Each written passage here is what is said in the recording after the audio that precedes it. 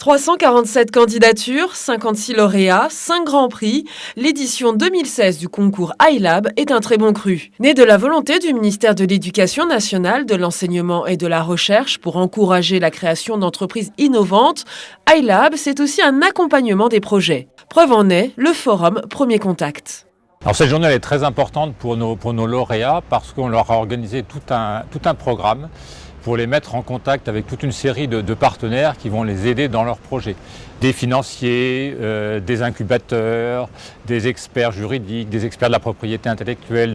Cette journée, organisée avec BPI France au ministère, permet de mieux appréhender le monde de l'entreprise. Quand vous créez une entreprise high-tech, c'est un labyrinthe.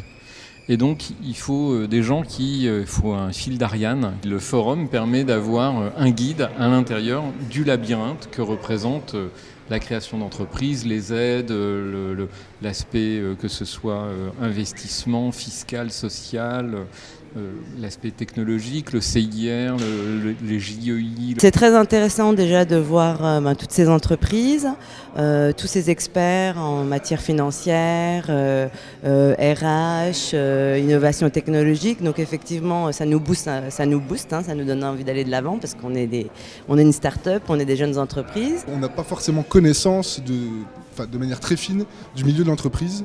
Et là, on voit un peu plus de partenaires, d'accompagnateurs qui pourraient nous aider à faire maturer notre projet et l'amener au plus haut.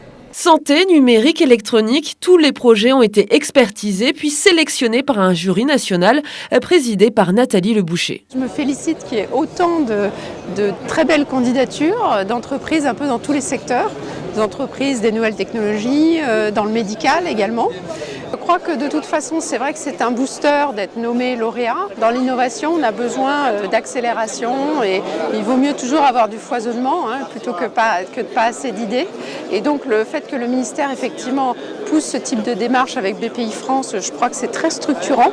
Mais c'est aussi important que les grands groupes, les grandes entreprises travaillent avec les startups. Et c'est ce qu'on fait au groupe RATP. J'espère que ce seront des entreprises qu'on verra très prochainement dans la presse économique, qui vont exporter.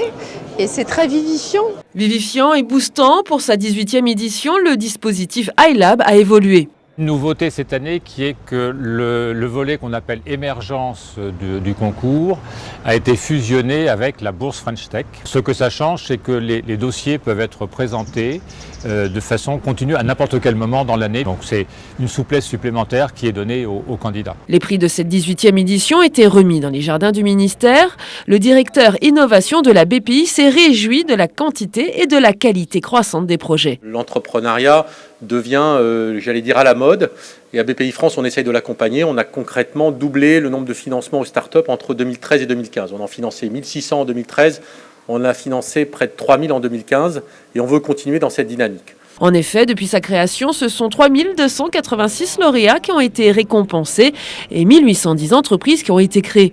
Et avec un taux de survie des entreprises qui s'élève à 70%, on peut parler de belles réussites.